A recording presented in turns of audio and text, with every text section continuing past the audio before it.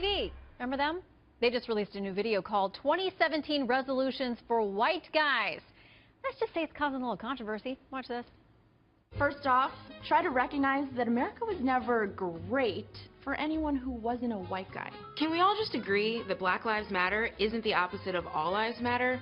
Black lives just matter. There's no need to overcomplicate it. Also, Blue Lives Matter isn't a thing. Learn what mansplaining is, and then stop doing it. Oh, and if you're a judge, don't prioritize the well-being of an Ivy League athlete over the woman he assaulted.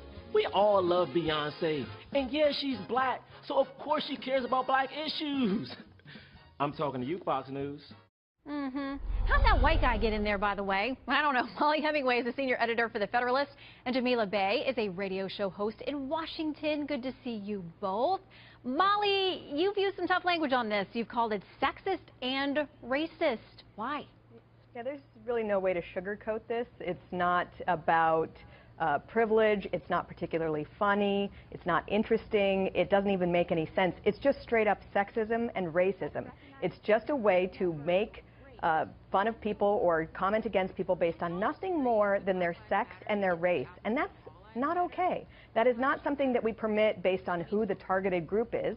I mean, it's permissible to do it, but it's just not good to do it. And we should not allow it if a certain group is targeted, but allow it if it's another group. It's just not a good way to be bigoted, prejudicial toward a group of people for no reason at all. Jamila, I gotta say, I'm not sure if it's satire. I don't know if they're trying to be serious. But do you worry that maybe if they are trying to reach people, the people they're trying to reach are actually going to be offended rather than educated or brought into the fold in some way? Not at all. Let's be real here. This is MTV, and there's a particular demographic they're going after. They want to be young and hip and edgy. They're trying to say, hey, white guys, don't do this stuff in 2017. It's a comedy bit. MTV has never done educational programming. Asterisks, don't tell me about the AIDS specials they did in the 90s. Those were great. But this was designed to be funny. This was designed to be comedy. If you don't think it's funny, that's great.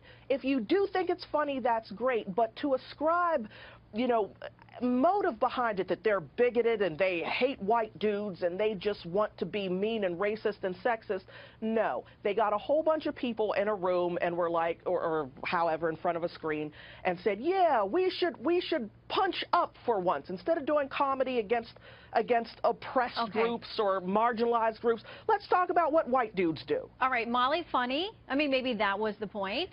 If it would have been funny, it would have been forgivable. It doesn't even make any sense.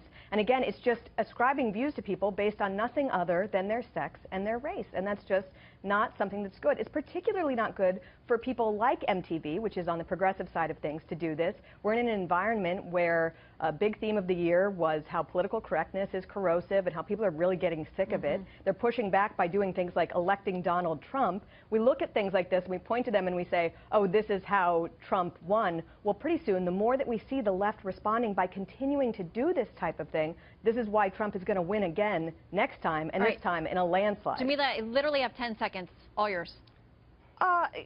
My friends, get over it. What's good for the goose is good for the gander. If you can laugh at everybody else, you can laugh at white guys too. There was no malice behind this. If you don't think it's funny, turn it off. Right.